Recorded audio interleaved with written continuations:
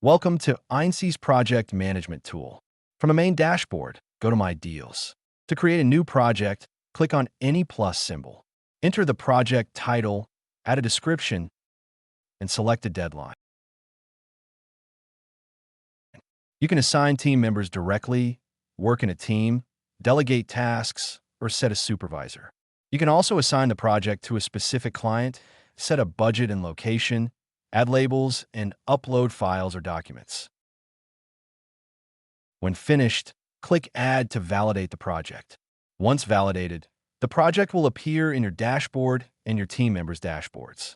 New sections will become active, allowing you to share updates and communicate progress. Create and manage projects with your team.